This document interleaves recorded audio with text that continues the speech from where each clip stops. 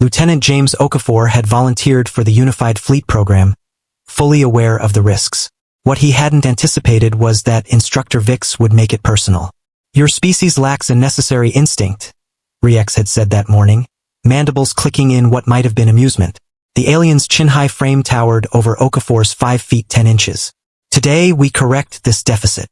The training ground was a labyrinth of obsidian spires and methane ravines on Kepler 442b's northern continent.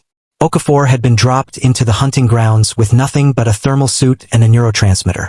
Behind him, he heard the distinctive shriek of pursuit. 3 elite hunters, fast-moving predators evolved for this terrain, were on his trail. Their bodies adapted to low gravity and high radiation, moving like liquid violence. His survival instincts kicked in. He sought natural shelter, high ground.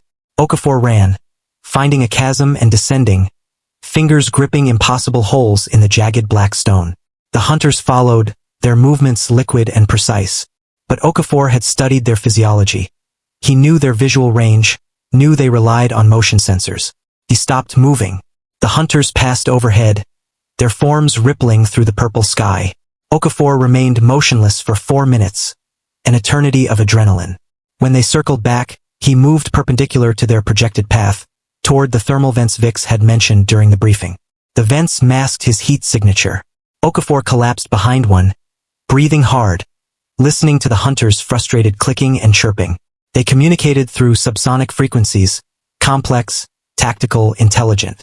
One of them stopped moving. Okafor's neurotransmitter picked up the signal. An open broadcast, not encrypted, addressing the others. The translated phonetics came through harsh and fractured, but the meaning was clear. "It stops.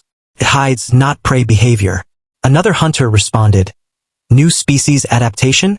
No. Intelligent adaptation. Learning our patterns."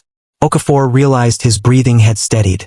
The hunters hadn't engaged, they were observing. The closest one, with massive jaws and optical clusters, skin rippling with chromatic patterns, signaled, "Approach slowly." Not the movement of a predator striking, the movement of something curious. "I'm not running," Okafor said through the translator, his voice steady despite the hammering in his chest. The hunter stopped, optical clusters focusing. Another signal came through. It spoke structured sound. "Yes, I speak. I think. I learn," Okafor said. The 3 hunters converged, but not aggressively. They circled him, examining him up close. Their extraordinary exoskeletons shifted through bioluminescent patterns, each color corresponding to different frequencies of communication. Okafor watched the light show, trying to parse the meaning. "You're elite hunters," he said. "Trained to kill. I understand." He sat down deliberately on the warm stone, a gesture of peace, vulnerability, trust. "But you communicate.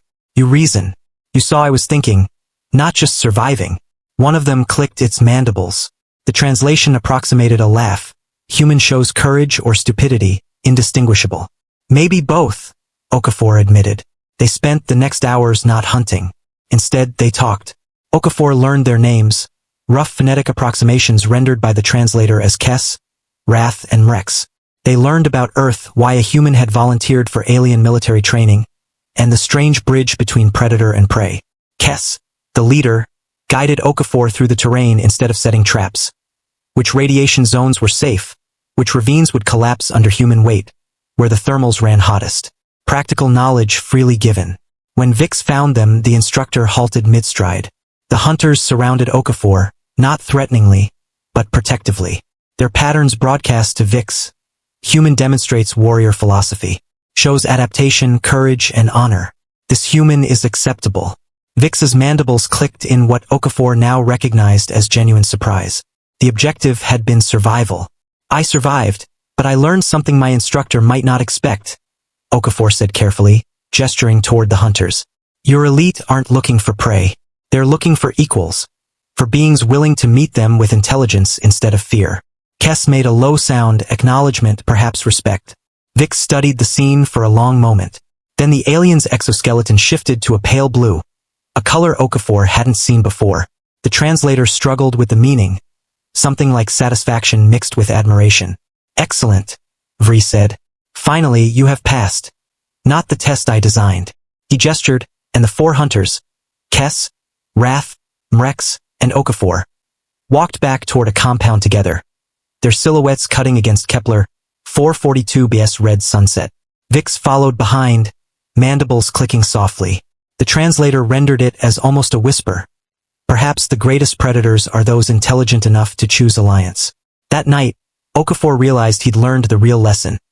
In a military academy across the galaxy, strength wasn't measured in how many enemies you could kill. Please follow my channel for more videos. One click from you can change my life.